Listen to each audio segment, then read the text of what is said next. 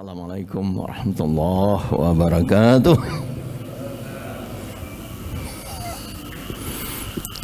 Alhamdulillah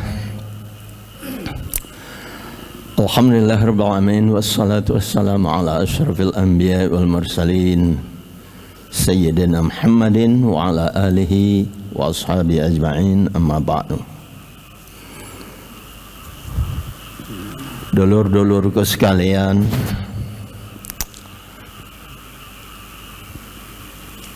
bapak-bapak dan ibu jemaah Masjid Batur Rahman Bang Raya, insyaallah kita dimuliakan oleh Allah. Pagi ini kita tiada terkira bersyukur kepada Allah Subhanahu wa taala dapat menunaikan kewajiban kita di masjid yang indah dan kita cintai ini. Izinkan saya menyampaikan apa yang diwasiatkan oleh Nabi Muhammad SAW. Dari saya pagi ini seolah dibisikkan, baligh anni walau ayah, sampaikanlah dariku walau hanya satu ayat. Oleh karena itu saya kutipkan 1, 2, 3 ayat lah. Pertama, marilah kita simak firman Allah di dalam surah Ali Imran ayat 112 yang kita hampir semuanya sudah tahu. Bunyinya, duribat alaihimuz zillatu aina fa suqifu illa bihablin min Allah wa hablin minan nas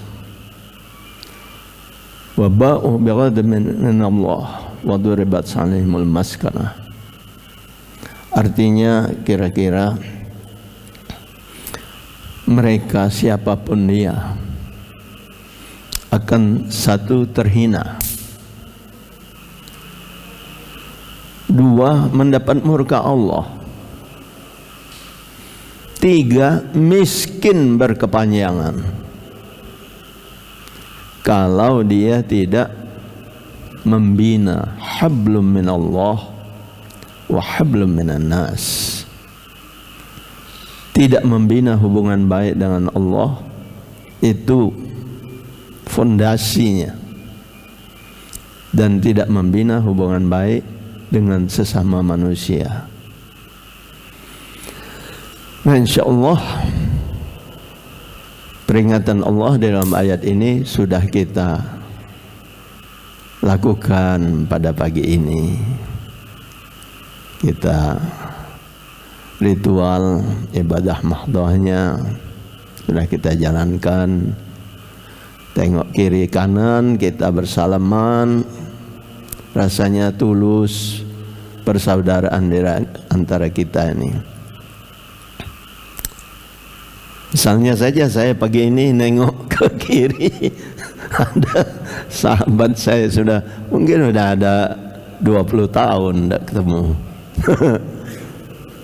Nah, hari ini dipertemukan, rasanya itu lapang dado. Nah, saudaraku sekalian, kenapa saya kutip ayat ini? Karena ternyata dalam batas penglihatan dan pengalaman dan umur saya sudah 70, masuk 73 tahun umur. Baru tahun 2024 ini saya melihat alangkah benarnya ayat ini kelihatan. Dari mana saya melihatnya? Kenyataan, saudara-saudaraku sekalian. Mungkin kita di Indonesia tidak banyak yang tahu. Ketika dikatakan terhina, kira-kira 3 malam yang lalu saya buka WA, buka YouTube. Judulnya tuh Toronto, Vancouver, dan beberapa kota besar lainnya di Kanada saat ini. Kapan kau buka? Masya Allah, bukan beberapa orang, puluhan ribu tiap kota itu. Terhina, dapat murka Allah, miskin berkepanjangan. Jadi di ibu kota Vancouver, Toronto di Kanada itu sekarang ini manusia zombie puluhan ribu di jalan-jalan itu tidur ngapar, kadang-kadang karena toilet sudah terkunci berak di trotoar, dan persis seperti binatang, bahkan lebih rendah dari binatang. Cobalah buka YouTube, nanti buka Toronto sekarang ini. Nah, Kanada sekarang ini. Jadi puluhan ribu orang itu tidur ngapar di pinggir jalan. Dan memang ada yang ngurus, tapi karena narkoba, karena LGBT, karena macam-macam cara hidup yang di luar nalar kemanusiaan kita, hancur mereka. Jadi kehebatan pendidikan tinggi yang sudah dicapai oleh negara-negara maju, kalau tidak diiringi dengan benteng iman, nah itulah jadinya. Tidak ada hablum minallah, maka hancurlah hablum minan nas. Terkejut melihatnya, rasa tidak masuk akal. Tidak masuk akal. Negara maju, pendidikan hebat, dan ternyata bukan di Kanada baik, Amerika juga sudah kena sekarang ini, kota-kota besar ini. Nah, kayak tak keruan lagi. Manusia zombie itu artinya kayak bukan binatang, pecah hantu sudah. Mandi, ida, segala macam. Na'udzubillah min zalik. Benar ayat Tuhan. Terhina mereka, tidur pinggir jalan. Bukan karena tidak ada duit, ada duit mereka, tapi tidak bisa lagi bayar sewa apartemen, tidak bisa. Ekonomi rusak. Akibat dari apa? Akibat daripada riba. Riba itu saudara-saudaraku sekalian pada prinsipnya nyari duit tanpa upaya. Nah itulah, melok panen padahal tidak pernah bertanam. Akibatnya harga itu tidak bisa dikontrol sekarang ini. Hancur ekonomi mereka. Cuma satu yang bisa menyelamatkan mereka, negara-negara Amerika, Kanada, Eropa. Kalau mereka bisa membantu Israel untuk merangi Palestina, gunanya 3 gunanya mereka bantu. Nomor 1, di Palestina itu jarak kira-kira 15 km dari Masjid Al-Aqsa ke arah laut, itu migas terpendam luar biasa banyaknya. Itu yang orang nak rebutkan. Kaget, tapi setelah teknologi dan modal makin dikuasai oleh Israel. Tapi Ada yang kedua, mereka perlu itu, yaitu kalau Israel itu dikuasai oleh kelompok-kelompok negara-negara hebat ini tadi itu, mereka gampang pula menguasai migas dan sembarang lainnya yang ada di Timur Tengah. Ada yang ketiga guna. Kalau ada yang melawan, gampang. Ada tempat berlabuh kapal induk tuh di Israel, tinggal terbang, tum nyampak ke bom. Kalau langsung dari Amerika atau dari Kanada atau dari Inggris, habis minyak kapal terbang tuh, nyampak di laut. Itu guna uang untuk menguasai Palestina, Gaza itu. Nah, karena kerakusan. Sayangnya sekarang ini satu, terganggu oleh gangguan perang di Rusia dengan Ukraina. Nah, tak gampang-gampang rupanya Ukraina nak naklukkan kekuatan-kekuatan negara bagian di Rusia itu, melawan. Sudah tahu, uang negara-negara itu pintar. Di Timur Tengah itu lah ngerti dia. Pancing uang jangan cepat terpancing. Kalau tujuan untuk mancing untuk kita perang, sehingga beli senjata, sehingga duitnya dari migas kita habis hanya untuk beli senjata. Uang lah pintar sekarang. Dan lebih dahsyat lagi, rupanya penduduk Palestina itu militansi hablum minallah wa hablum minan nasnya sulit ditandingi. Empoklah di bom macam-macam, tetap Allah. Nah, itu tidak bergetar, tidak bergeming, sehingga keteteran sekarang ini. Tak pernah sudah lebih dari 100 hari tak baca dia. Nah, pendek cerita, itulah yang menyebabkan ekonomi Eropa, Amerika, dan Kanada hancur-hancuran sekarang. Beda dengan Rusia. Rusia tuh ngerangkul Islam sekarang.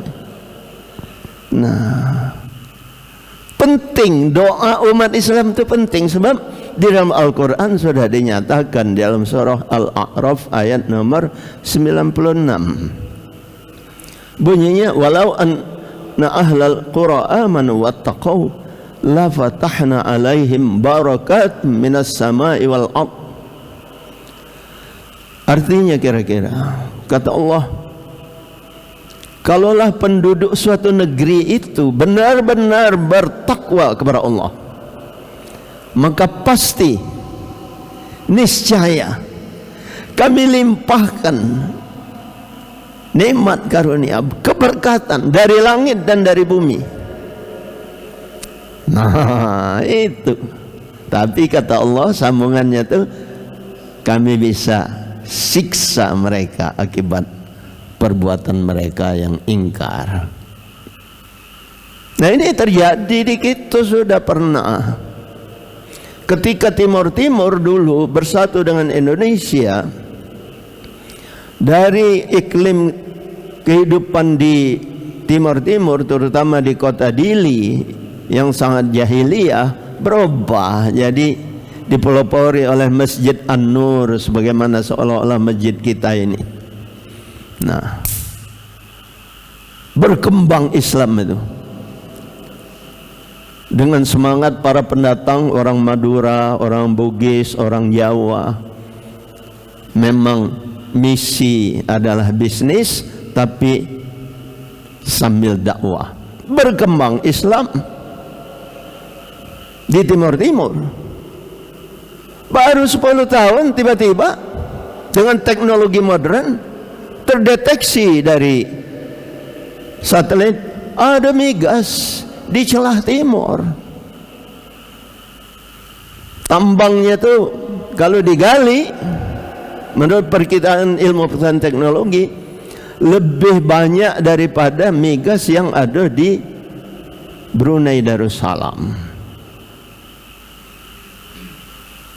Maka berita baik itu dulu kita ingat sempat oleh Menteri Luar Negeri Ali Alatas dan Menteri Luar Negeri Australia diteken di pucuk kapal terbang, disaksikan oleh televisi seluruh dunia bahwa Indonesia dan Australia akan bekerja sama menggali migas di Celah Timur itu.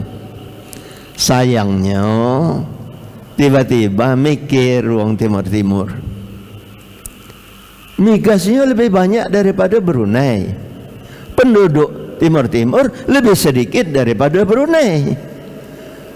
Berarti kesimpulannya kita bisa lebih kaya daripada Brunei yang sekarang kaya raya, kata mereka 20 tahunan yang lalu.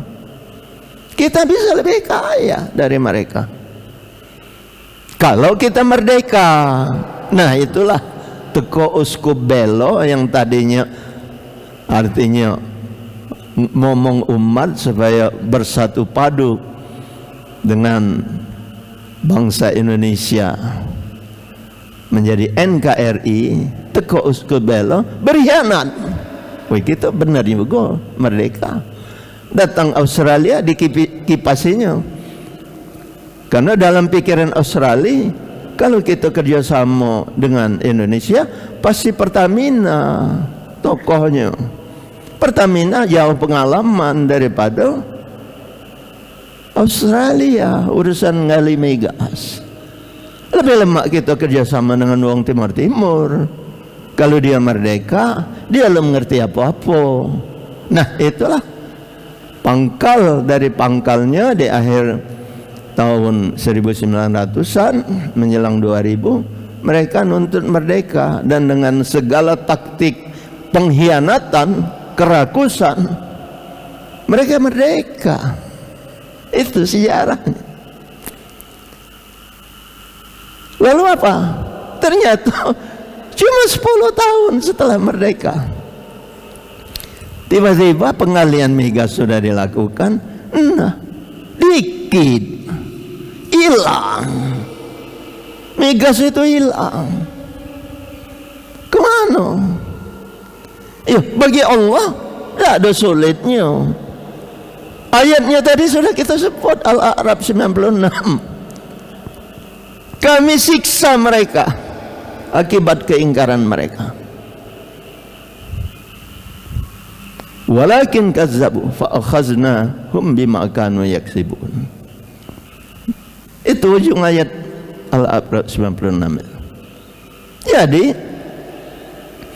cukup gempa bumi terjadi 2 kali di selatan Laut Hindia Bali itu. Jadi kerak bumi, lempeng bumi, batu itu bergeser ini artinya kan, timbul celah, ya kan, 2 kali sehingga ada jalan migas nak pindah, tinggal dibuat ke kumponya. Kumponya apa? 2 gunung meletus di Pulau Jawa, di antaranya Gunung Merapi di Jogja. Kan jutaan meter kubik keluar dari gunung tuh. Dia keluar berarti juga ngisap, jalannya lah dibuat, kan hilang migas itu. Makanya pendek kata sekarang ini Timur-Timur tuh sudah lebih 10 tahun terakhir ini ngemis nak bersatu kembali dengan Indonesia. Nah, saudara-saudaraku sekalian, ada peciannya aku nyebut ini. Selain kita jadi yakin tadi hablum minallah wa hablum minan nas, benar ya kan? Selama ini ada kejingoan, miskin berkepanjangan. Oh, kelihatan luar biasa, makin miskin dan jadi binatang manusia itu. Nah, Al-A'raf 96, siapa makin alim makin hidup, agama di dadanya, di lingkungannya, di masyarakatnya, di negerinya, Allah jamin kehidupannya. Tapi kalau ingkar, awas, berlaku. Jangan main-main. Doa umat Islam ini berlaku. Nah, kalau itu kita pahami, berarti hati-hati kalau ada upaya-upaya lewat macam-macam, ya kan, sekarang ini media sosial, media cetak, media-media lainnya untuk ngajak umat Islam ini nyimpang. Tadi malam mungkin agak berdosa sedikit aku. Buka WA, buka HP, keluar judulnya Buya Profesor Dr. Sakur, Buya Sakur meninggal dunia dan dikuburkan tidak cara Islam, pakai peti, pakai dak katik-katik yang pakai la ilaha illallah itu kan cara kita di tidak cara Islam. Maka diterangkan oleh itu, jangan-jangan memang benar dia adalah murtad, bukan lagi diperkenalkan, karena dia yang ngasih wasiat kalau aku mati saya ini. Nah, itu kan. Itu contoh sekarang nih, luar biasa banyaknya ceramah-ceramah yang mengecohkan umat Islam supaya jauh dari Qur'annya, dari hadis, dari ibadah, dari masjidnya jauh. Padahal doa umat Islam itu menjamin datangnya barakah dari Allah. Dijamin kita ini.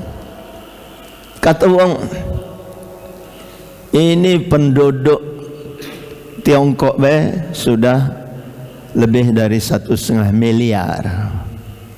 India sudah 1 miliar, 2,5, ya kan? Belum lagi Jepang 2,6 totalnya. Tambah Asia Tenggara 3 miliar. Mak mana nak makan? Nah, itu kan. Maka karena Indonesia ini adalah baldatun thayyibatun wa rabbun ghafur, kaya dengan sinar matahari. Kalau diukur oleh para ahli, Indonesia ini semeter kali semeter bisa ratus macam jenis sumber daya alam yang hayati, yang hidup. Kalau di Amerika, di Inggris, aku di sekolah sana, baik di Inggris maupun di Amerika. Eropa sudah banyak saya lihat, termasuk di Inggris 5 bulan yang lalu saya melihat ke sana. Nah, semeter kali semeter itu belum tentu 5 macam akan ketemu. Kalau di kita rumput kecil, halus, besar-besar dikit, yang agak perlu. Nah, itu apa gunanya? Semua yang hijau itu menyerap sinar matahari untuk menghasilkan makanan.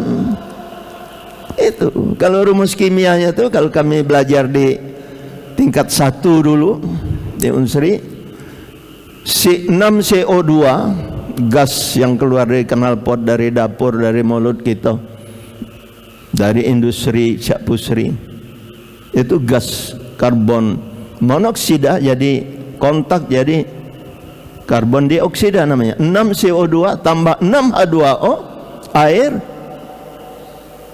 ketika berada di daun yang hijau atau tumbuhan atau batang yang hijau, dengan pertolongan sinar matahari dia akan dirubah gas tadi dengan air tadi jadi C6H12O6 tambah 6O2, oksigen, udara segar. Jadi C6H12O6 itu apa? Singkatnya 3P. Pangan, papan, pakaian. Dijamin di negeri kita ini. Belum yang batu bara. Batu bara di Sumsel berapa? 24 miliar ton kita dulu. 24 miliar ton Sumsel saja. Nah, maka ketika kita listrik kita pakai batu bara, kita dikritik oleh wong kan mengeluarkan asap, ya kan. Kadang-kadang ada kebakaran hutan pula, ya kan. Di antara yang mengkritik Singapura, kamu nganggu ekonomi kami, jadi kamu harus bayar kepada kami. Nah, gampang kita jawabnya. Oke, hitunglah. Tapi 2 bulan yang kita bayar, 10 bulan kami menghasilkan O2, oksigen udara segar. Kamu bayar kami 10 bulan. 10 kurang 2, 8 gitu untung. Nggak berhitungan. Diam mong. Nah, jadi saudara-saudaraku sekalian, singkatnya karena waktu kita terbatas, saya akan tutup ceramah ini. Dari latar belakang 2 ayat itu tadi, saya ingin mengingatkan di dalam surah Al-Hajj, ya, komunitas manusia dimanapun berada terbagi jadi 3. Kelompok nomor 1, kelompok yang ingkar. Wa minan nasi may yujadilu fillahi bighairi ilmin wala huda wala kitabim munir sani'id fihi liyudilla an sabilillah lahu fid dunya khizyun wa nuziquhu yaumal qiyamati adzabal hariq. Ini kelompok pertama diterangkan dalam surah Al-Hajj ayat nomor 8. Buka lagi. Bahwa di antara manusia itu, kata Tuhan, ada yang ingkar kepada Allah, tidak percaya dengan Allah. Bukan sekedar ingkar baik, berusaha pula ngajak uang untuk lari dari jalan Allah. Sani'id fihi liyudilla an sabilillah, menyimpang dari jalan Allah. Nah, sambil nepuk dada, ini cara kami maju hebat, teknologi hebat. Itu diterangkan dalam surah Al-Hajj ayat nomor 8.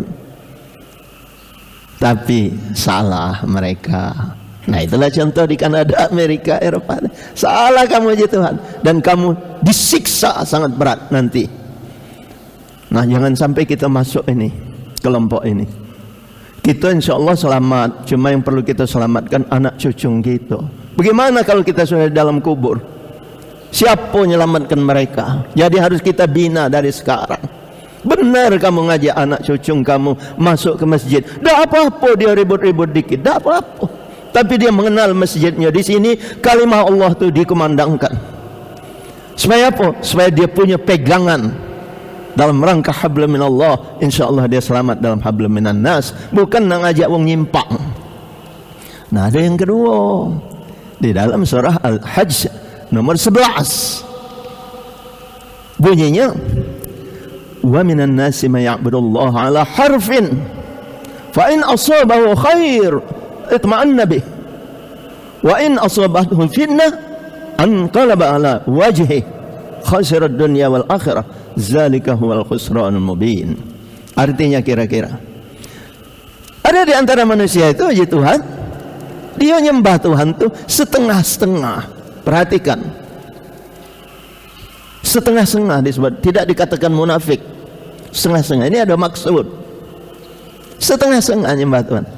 Cirinya, kalau dia diberi nikmat, puji Tuhan, dia memuji Tuhan. Semayang dia, walaupun cuma cut selesai berlari, tidak ada rawatibnya, tidak ada tambahan-tambahannya, jauh panggang daripada api nak duha ataupun tahajud, ya kan, cuma sekedar nyukupkan syarat. Tapi kata Allah, kalau dia diberi cobaan, dia berbalik wajahnya jadi ingkar kepada Allah. Nah, berbalik wajah, merajuk. Awak akulah semayang, akulah puasa, maka dinjuk cobaan mana? Di mana Tuhan tu? Tambah pula dengar ceramah Buya Syakur, ada sikok lagi, ada beberapa sekarang ni nyimpang-nyimpangkan. Nah, di antara misalnya terakhir 3 hari yang lalu juga aku buka, ada yang nyeramahkan, katanya umat Islam, kita umat Islam, kita katanya, padahal aku tak yakin dia Islam, ya kan? Kita umat Islam ni galak lolo, kata dia. Tiap kematian baca Yasin, tiap kematian baca Yasin. Di mana otaknya, di mana akalnya? Kan surat itu Yasin, hai Sin, entah hai Usin, hai Lausin misalnya, kan? Maksud dia apa hubungannya dengan kematian? Wow, kataku ini kalau didengar wong yang Islam KTP masuk akal seolah-olah, kan? Itu mengecewakan, menyimpangkan. Nah, ini harus kita selamatkan. Nah, aku cepatkan, mudah-mudahan kita bukan itu yang hadir ini. Nah, tapi ada yang ketiga, kelompok yang ketiga, dan inilah kita. Kata Allah di dalam surah Al-Haji juga ayat 35-36, wabashiril mukhbitin, dan berilah kabar gembira kepada orang-orang yang taat kepada Allah. Ciri dia taat, alladzina idza dzukirallahu wajilat qulubuhum, yaitu ketika dia melihat tanda-tanda kebesaran Allah, bergetar kalbunya, ingat kepada Allah, eling dia. Dan tanda-tanda kebesaran Allah itu bagi orang yang taat tiap detik bisa dijengok, bukan tiap bulan. Tengok baik ke kiri kanan kita, tidak ada yang sama kita ini, ya kan? Itu kuasa Allah, tanda-tanda kebesaran Allah. Nah, tengok bah indahnya masjid ini, damai, tanda-tanda kebesaran Allah. Bukan cuma ada keranda dipakai untuk menggotong mayat. Ya Allah, jangan kaget aku, saatnya pula aku mati. Iya, memang tanda-tanda kebesaran Allah. Tapi makin kita dengan Allah, makin terasa manisnya ibadah, makin peka anu kita nih. Ya Allah, subhanallah, maha besar engkau ya Allah, maha suci engkau ya Allah. Makin dekat kita kepada Allah.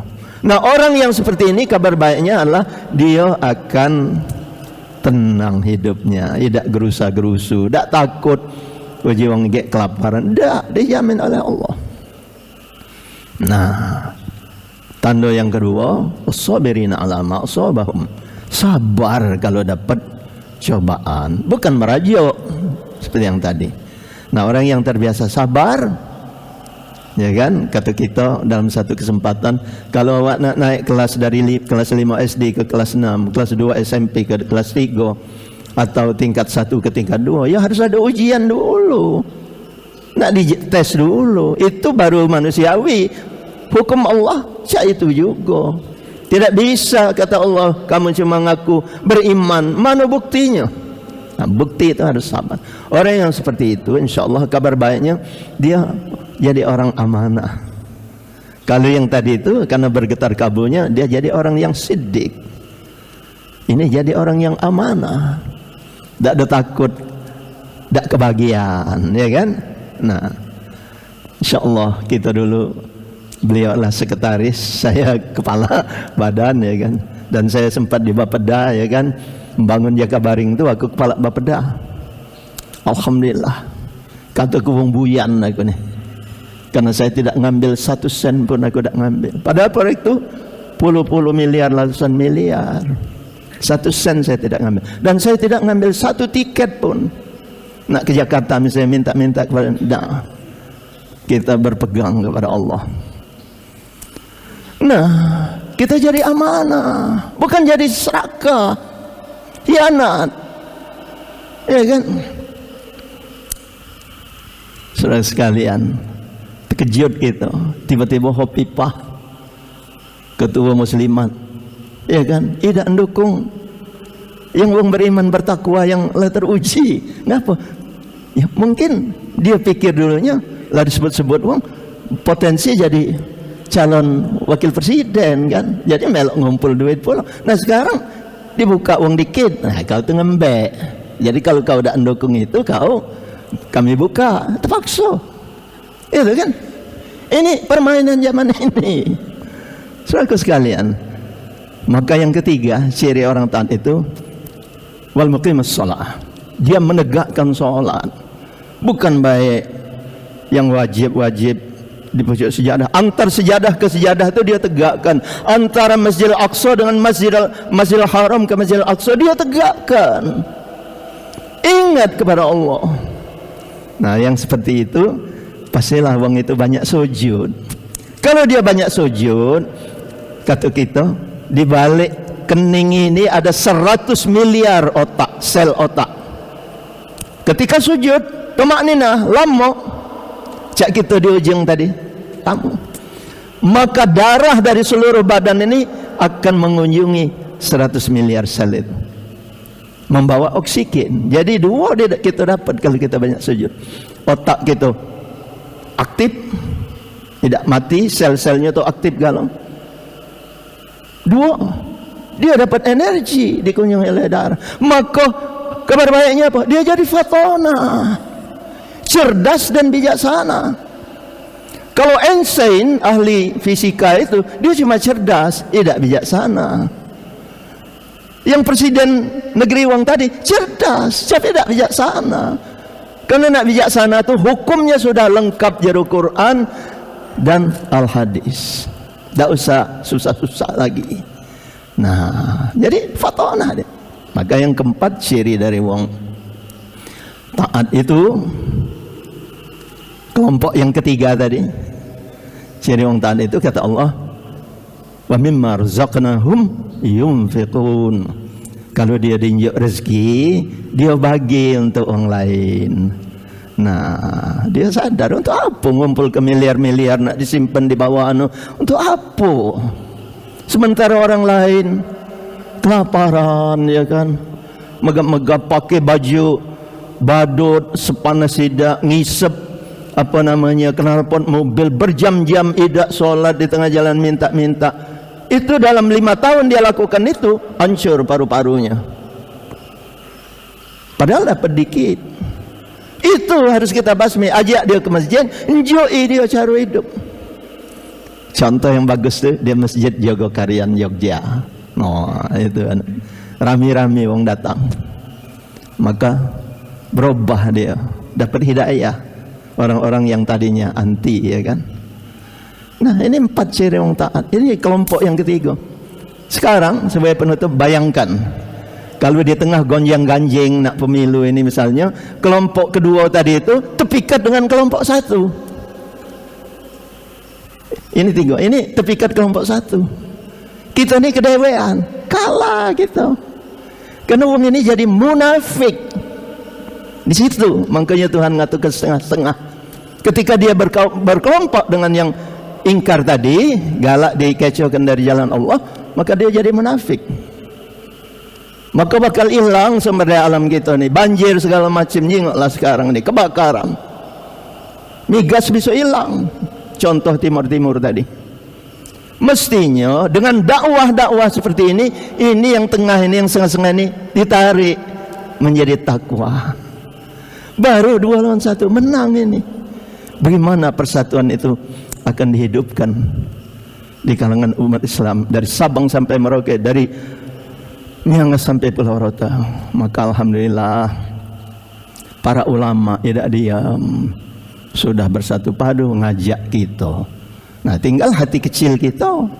Apa nak milih idak hablum minallah, idak hablum minan nas, silakan, ya kan. Tidak kata paksaan. Berarti melok kelompok yang ingkar tadi. Awas, kalau nyesel kaget, kita ni bakal lesu, bakal tekepor. Anak kita tak siap menghadapi.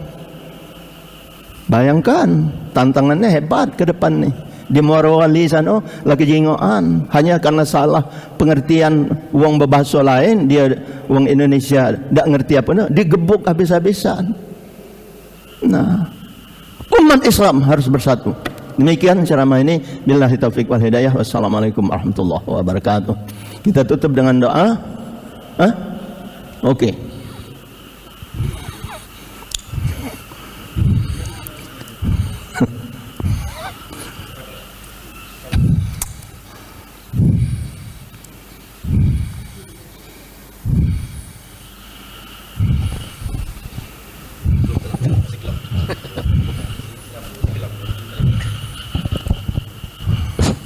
Assalamualaikum warahmatullahi wabarakatuh. Waalaikumsalam warahmatullahi wabarakatuh.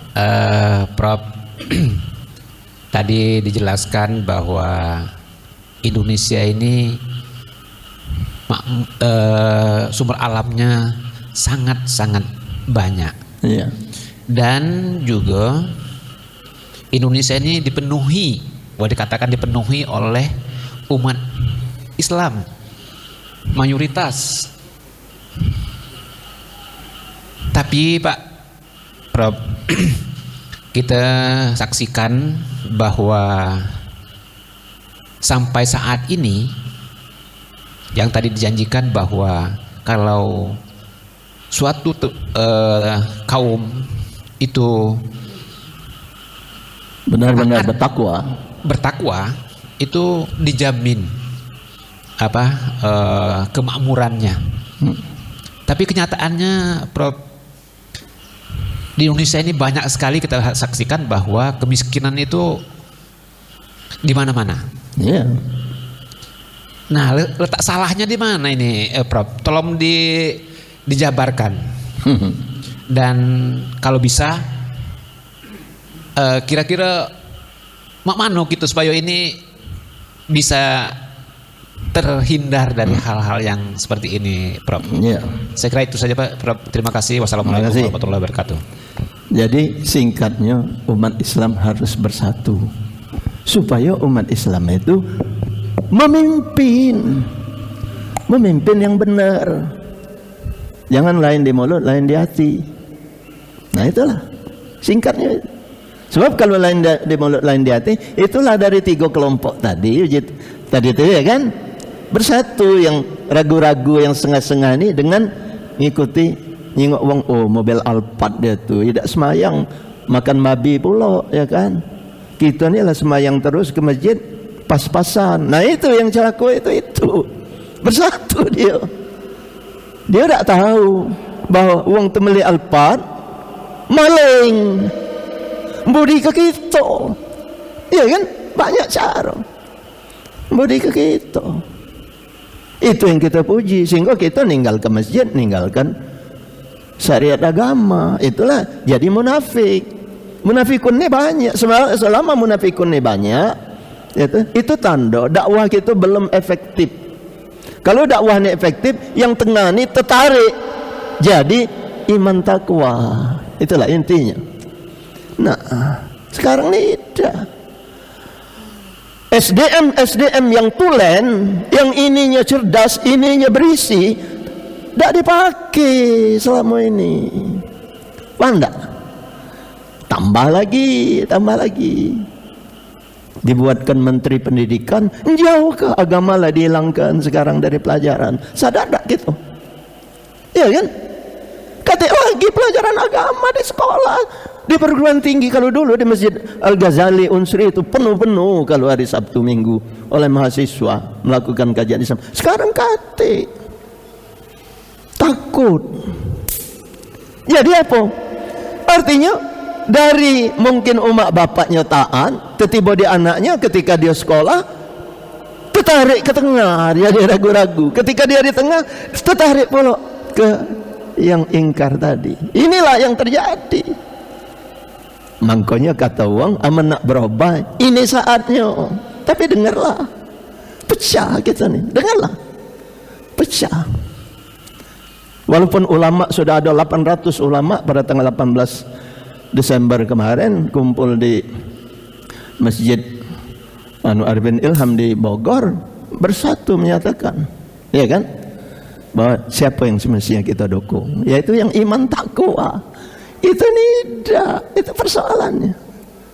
Makanya ayat tadi harus kita dengungkan sekarang supaya kita sadar. Jangan dipisah antara dunia dengan urusan agama. Aku tidak bisa terbayang kalau sarjana-sarjana kita, tamatan-tamatan SMA kita sudah tidak mengenal agama nantinya. Jadi apa mereka? Mereka lah tak siap, ya kan, berjuang untuk ngisi perutnya, tak siap. Sebab kalau ini tak kuat, ini tak kuat, sudah apalagi andalan. Lemak bayar disepak-sepak ku wong. Jak di Turkistan tu, disepak-sepak kanya. Sudah terkepor, bawa ke rumah sakit. Anak bini gadis digerayanginya. Itu di Turkistan. Nah, nak berulang pula di Rempang. Paham tak maksudnya? Kita tak bisa lebih jauh daripada itu ngomong sini, ya kan? Nah, ini yang terjadi. Itu harus bersatu sekarang. Jangan tergoda oleh apa, ya kan? A'udzubillahi minasyaitonirrajim. Bismillahirrahmanirrahim. Alhamdulillahirabbil alamin. Hamdal syakirin hamdan yuwafi ni'amahu wa yukafi mazidah. Ya Rabbana lakal hamdu kama yanbaghi li jalali wajhikal karim wa 'azimi sultanik. Allahumma shalli wa sallim ala sayyidina Muhammad wa ala ali sayyidina Muhammad. Allahumma arinal haqqa haqqan warzuqna ittiba'ah wa arinal batila batilan warzuqna tinabah. Allahumma ja'al jam'ana hadza jam'an marhuma wa tafarraqna min ba'dihi tafarraqan maqsuma. Rabbana آتنا في الدنيا حسنة وفي الآخرة حسنة وقنا عذاب النار والحمد لله رب العالمين. والسلام عليكم ورحمة الله وبركاته.